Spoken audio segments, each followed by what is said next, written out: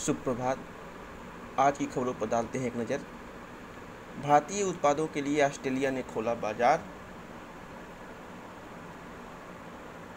Australia निर्यात होने वाली वस्तुओं पर नहीं लगेगा शुल्क। वस्त्र, गहने, लेदर, इंजीनियरिंग उत्पादों का बढ़ेगा निर्यात। समझौते में वस्तु व्यापार के साथ सेवा क्षेत्र भी शामिल। किसानों के हितों को देखते हुए कृषि पदार्थों को दूर रखा गया समझौते से। संयुक्त अरब अमीरात यूएई के बाद भारत ने ऑस्ट्रेलिया के साथ मुक्त व्यापार समझौता एफटीए कर लिया है। इस समझौते को India Australia economic cooperation and trade agreement India ECTA नाम दिया गया है। इस पर शनिवार को प्रधानमंत्री नरेंद्र मोदी और ऑस्ट्रेलिया के प्रधानमंत्री स्कॉट मॉरिसन की वर्चुअल मौजूदगी में हस्ताक्षर किए गए। समझौते में वस्तु व्यापार के साथ सेवा क्षेत्र को भी शामिल किया गया है। भारत की तरफ से वाणिज्य व उद्योग मंत्री पीयूष गोयल और ऑस्ट्रेलिया की तरफ से वहां के व्यापार मंत्री डैन डेहन ने व्यापार समझौते पर हस्ताक्षर किए। प्रधानमंत्री नरेंद्र मोदी के कार्यकाल में भी किसी विकसित देश के साथ यह पहला एफटीए है।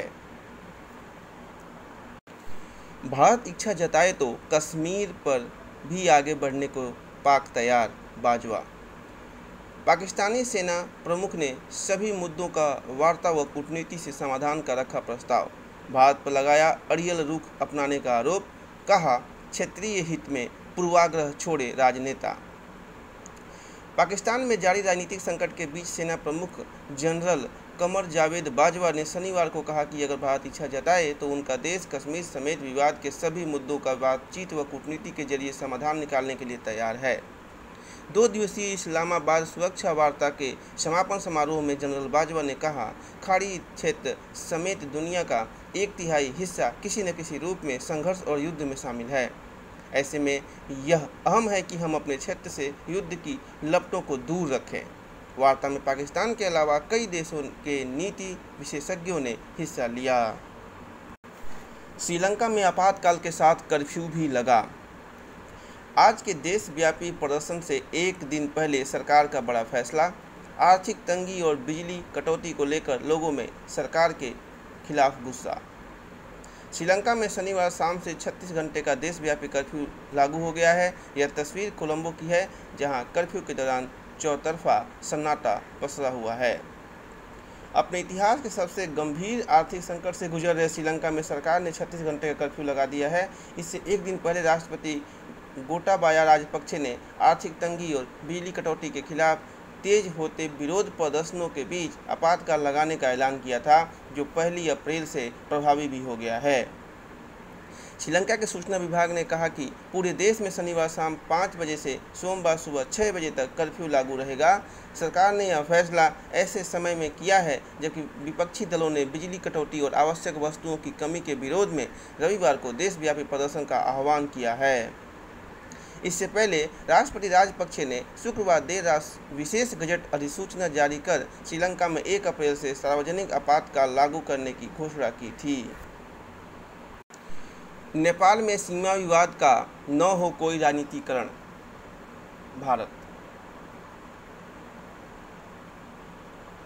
भारत नेपाल रेल सेवा से बढ़ेगा व्यापार, आएगी समृद्धि। भारत से नेपाल के लिए ट्रेन सेवा शुरू होने से व्यापार को गति मिलेगी। सीमावर्ती इलाके में आर्थिक समृद्धि आएगी। आवागमन सुगम और रास्ता होने के फायदा दोनों देशों के सीमावर्ती लोगों को मिलेगा। व्यापारी आसानी से सामान खरीद कर आ जा सकेंगे। यही कारण रहा कि पहली ट्रेन से जयनगर के व्यापार संघ के कई पदाधिकारियों को विशेष तौर पर भेजा गया। बलपूर्वक नहीं किया जाना चाहिए जनसंख्या नियंत्रण। मांडविया। बजट सत्र के अंतिम सप्ताह में राज्यसभा के एजेंडे पर 7 विधेयक।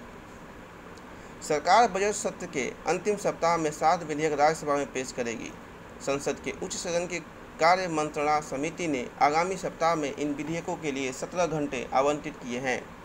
आधिकारिक बयान में कहा गया है कि राज्यसभा में 14 मार्च से शुरू हुए बजट सत्र के दूसरे भाग के 3 सप्ताह के दौरान 101% कार्य संचालन हुआ। वर्तमान सत्र के अंतिम सप्ताह के दौरान उच्च सदन में प्रस्तावित विधेयकों में लोकसभा द्वारा पारित त्रिपुरा से संबंधित संविधान आदेश विधेयक 2022 और दिल्ली नगर निगम संशोधन विधेयक 2022 शामिल है। इसके साथ ही chartered accountants, cost and works accountants और कंपनी सेक्रेटरी संशोधन बिल 2021, जिसे लोकसभा ने भी पारित कर दिया है, को भी इस सप्ताह राज्यसभा में पेश किया जाएगा। उत्तर प्रदेश से संबंधित संविधान, अनुसूचित जाति और अनुसूचित जनजाति आदेश संशोधन विधेयक 2022, आपराधिक प्रक्रिया पहचान विधेयक 2022 और भारतीय अंटार्कटिका विधेयक 2022 को भी पेश किया जाएगा। केंद्रीय स्वास्थ्य मंत्री मनसुख मांडविया ने शुक्रवार को राज्यसभा में कहा कि जनसंख्या नियंत्रण लोगों में जागरूकता पैदा करके होना चाहिए। यह बलपूर्वक नहीं होना चाहिए और न ही इसे अनिवार्य बनाया जाना चाहिए। वे देश की आबादी को नियंत्रित करने के संबंध में भाजपा सदस्य राकेश सिन्हा द्वारा राज्यसभा में पेश निजी विधेयक पर बोल रहे थे। सिन्हा ने इस संबंध में सरकार द्वारा किए जा रहे गंभीर प्रयासों के कारण जाति, धर्म, भाषा और जिले से ऊपर उठकर आबादी नियंत्रित करने में सक्षम होने का विश्वास व्यक्त करते हुए जनसंख्या विनियमन विधेयक 2019 को वापस ले लिया। ऑल इंडिया रेडियो का अभ्यास दिखाएगा नौकरियों की राह। आकाशवाणी ऑल इंडिया रेडियो ने रोजगार की तलाश करने वालों और विभिन्न प्रतियोगी परीक्षाओं की तैयारी करने वाले छात्रों के लिए एक कार्यक्रम की शुरुआत की है।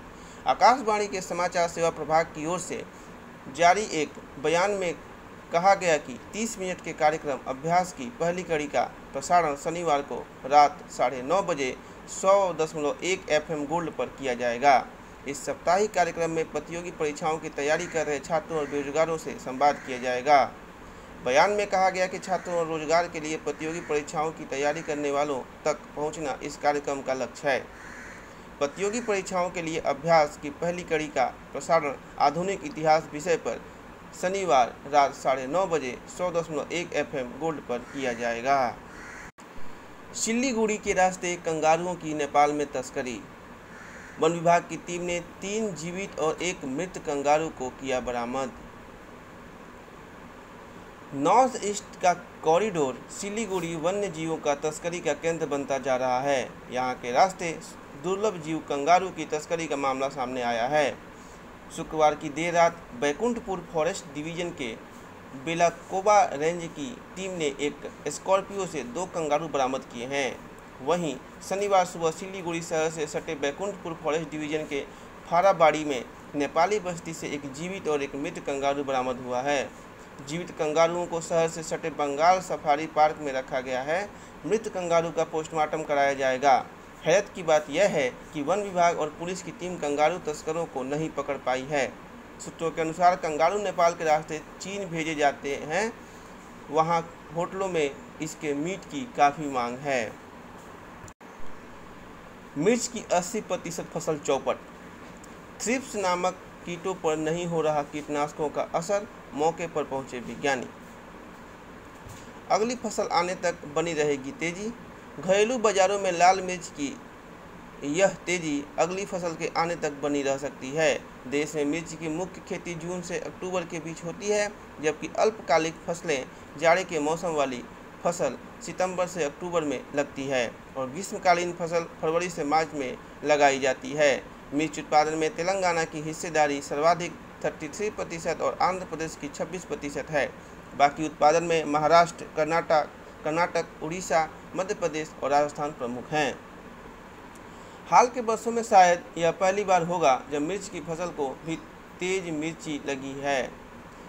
इससे मिर्च उत्पादन किसान परेशान है और उपभोक्ताओं को भी दिक्कतों का सामना करना पड़ रहा है।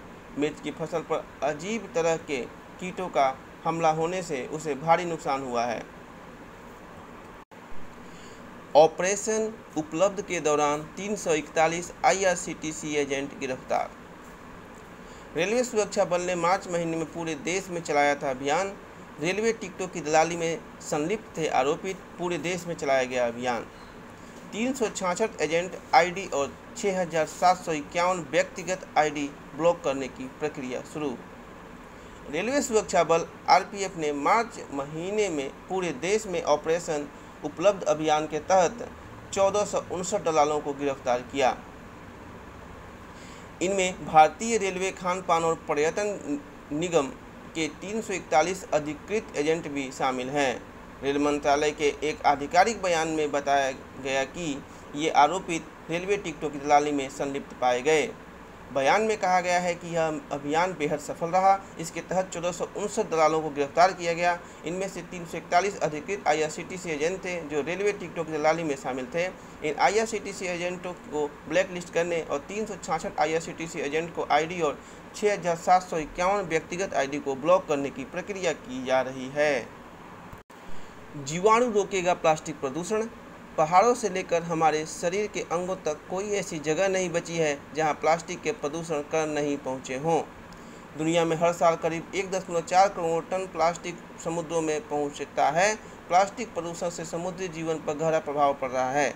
इसका असर मानव संसाधन पर भी दिख रहा है। एक नवीनतम अध्ययन में मानव ऊतकों में सूक्ष्म प्लास्टिक कणों की उपस्थिति का पता चला है।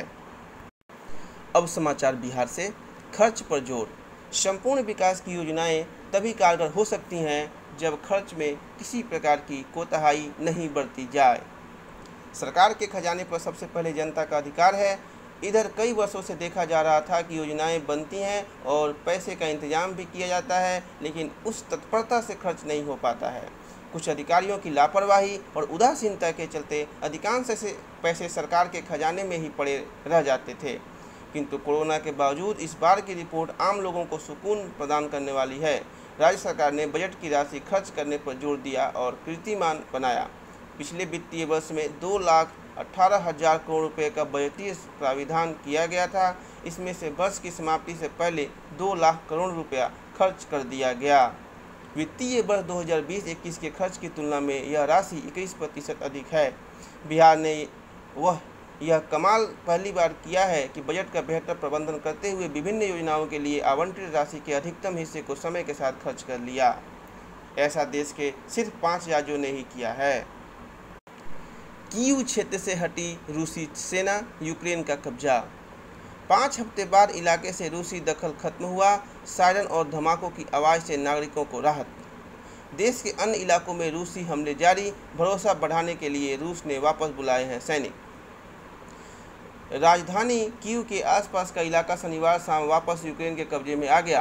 करीब 5 हफ्ते के बाद रूसी सेना यहां से हटी है और यह इलाका वापस यूक्रेन को मिला है। इसके चलते कीव और आसपास के लोगों को हमले से बचाव के लिए बजते रहने वाले सायरनों और गोलाबारी बमबारी के धमाकों से राहत मिली है। बाकियों के लिए सबक है श्रीलंका की बदहाली। द्वीपीय देश श्रीलंका गहरे आर्थिक संकट में है। स्थिति इतनी खराब हो चुकी है कि लोग राष्ट्रपति गोटबाया राजपक्षे के निवास के बाहर प्रदर्शन करने पहुंच गए।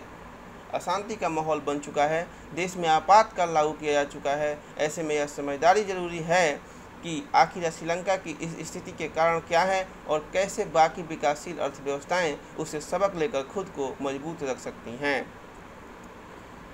119.9% है श्रीलंका सरकार का ऋण GDP के सापेक्ष। 1.5% बढ़ गया है श्रीलंका सरकार का राजकोषीय घाटा, फिस्कल डिफिसिट। 9.6% है वर्ष 2022 में राजकोषीय घाटा GDP के सापेक्ष।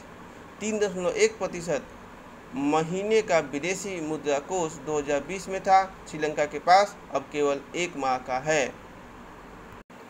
श्रीलंका नहीं भेज रहे अपनी सेना, भारत। पड़ोसी देश के हालात पर विदेश मंत्रालय की नज़र। भीषण बिजली कटौती से जूझ रहे देश में भारत से 40,000 टन डीजल पहुंचा। पड़ोसी देश श्रीलंका के हालात जितनी तेजी से खराब हुए हैं उससे भारतीय विदेश मंत्रालय भी अचंभित है। श्रीलंका के कई शहरों में खाने पीने की वस्तुओं और बिजली व ईंधन के संकट की वजह से उत्पन्न स्थिति पर विदेश मंत्रालय पैनी नज़र बनाए हुए है और कोशिश यह की जा रही है कि वहां भारत विरोधी गतिविधियां न शुरू होने पाए। यही वजह है कि शनिवार को जैसे ही श्रीलंका के इंटरनेट मीडिया में यह बात फैलने की भारत वहां सैनिक भेज रहा है तो कोलंबो स्थित भारतीय उच्चायोग ने इसे गंभीरता से लिया और इन सूचनाओं को आधारहीन बताते हुए खंडन जारी किया। ब्रिटेन में मिला कोरोना का नया रूप XE। ब्रिटेन में कोरोना एक नया म्यूटेंट पाया गया है जिसे XE नाम दिया गया है। विश्व स्वास्थ्य संगठन WHO ने अपनी ताज़ा रिपोर्ट में कहा है कि यह ओमिक्रॉन BA.2 सबलाइनेज की तुलना में अधिक तेज़ी से फैलता है। XE कोविड-19 के ओमिक्रॉन BA.1 और BA.2 सब लाइनेज का रिकॉम्बिनेंट पूर्व संयोजक है। WHO ने कहा XE ब्रिटेन में पहली बार इसी साल 19 जनवरी को पाया गया था। तब से इसके 600 सीक्वेंस जानकारी में आ चुके हैं। शुरुआती दिनों के अनुमान के अनुसार BA.2 की तुलना में यह 10% की सामुदायिक विकास दर का संकेत देता है। ओमिक्रॉन से ज़्यादा तेजी से फैलता है नया म्यूटेंट। इसी साल जनवरी में मिला था पहला मामला। अब खबर खेल के मैदान से। शुभमन के बाद फर्ग्यूसन ने बरपाया कहर। गिल के 84, लौकी को मिले 4 विकेट। गुजरात ने दिल्ली को दी मात। इस्लामी बल्लेबाज शुभमन गिल की बल्लेबाजी के बाद तेज गेंदबाज लौकी फर्गूसन की धारदार गेंदबाजी की मदद से गुजरात टाइटंस ने पुणे के महाराष्ट्र क्रिकेट एसोसिएशन स्टेडियम में खेले गए IPL के 10वें मुकाबले में शनिवार को दिल्ली कैपिटल्स को 14 रनों से हराया। हावड़ा स्टेशन के नीचे बन रहा एशिया का दूसरा सबसे गहरा मेट्रो स्टेशन। जमीन से 33 मीटर नीचे होगा स्टेशन। हांगकांग में सबसे गहरा मेट्रो स्टेशन है 60 मीटर नीचे। बंगाल की राजधानी कोलकाता से सटे हावड़ा शहर में अगले साल जनवरी तक एशिया का दूसरा सबसे गहरा मेट्रो स्टेशन बनने जा रहा है। देश के प्रमुख रेलवे स्टेशनों में से एक हावड़ा स्टेशन के ठीक नीचे बन रहा मेट्रो स्टेशन कई मायनों में खास होगा। अधिकारियों का कहना है कि हावड़ा मेट्रो स्टेशन जमीन से 33 मीटर नीचे होगा, जबकि एशिया का सबसे गहरा मेट्रो स्टेशन हांगकांग में है, जिसकी गहराई करीब 60 मीटर है। अब खबर अनुसंधान से। शोधकर्ताओं ने की अस्थमा मरीजों के लिए नए इलाज की खोज। अमेरिका स्थित Indiana university school of medicine के शोधकर्ताओं ने एक खास मॉलिक्यूल अणु की खोज की है जो अस्थमा व खाद्य एलर्जी के मरीजों के फेफड़े की क्रियाशीलता बढ़ा सकती है। अध्ययन निष्कर्ष साइंस इम्यूनोलॉजी नामक पत्रिका में प्रकाशित हुआ है। माइक्रोबायोलॉजी एवं इम्यूनोलॉजी विभाग के अध्यक्ष तथा अध्ययन के वरिष्ठ लेखक मार्क कपलान के अनुसार अमेरिका के लाखों बच्चों व वयस्क अस्थमा के मरीज हैं। एलर्जी के कारण फेफड़ों में होने वाली सूजन इसकी प्रमुख वजह है। अब कुछ खास जानकारियाँ। आधुनिक कहानी विधा की प्रेरणा कहे जाते हैं निर्मल वर्मा। हिंदी के आधुनिक कहानीकार में से एक निर्मल वर्मा का जन्म 1929 में आज ही शिमला में हुआ था। 1958 में परिंदे कहानी ने प्रसिद्धि दिलाई। कहानियों की प्रचलित शैली में परिवर्तन कर आधुनिक कहानी विधा की प्रेरणा बने। मोबाइल फ़ोन के आविष्कार ने मानव जीवन को बनाया सुगम। 1973 में आज ही अमेरिकी इंजीनियर मार्टिन कूपर ने एक प्रेस कॉन्फ्रेंस में पहला मोबाइल फ़ोन सबके सामने पेश किया था। इसका वजन 1 किलो से ज़्यादा था।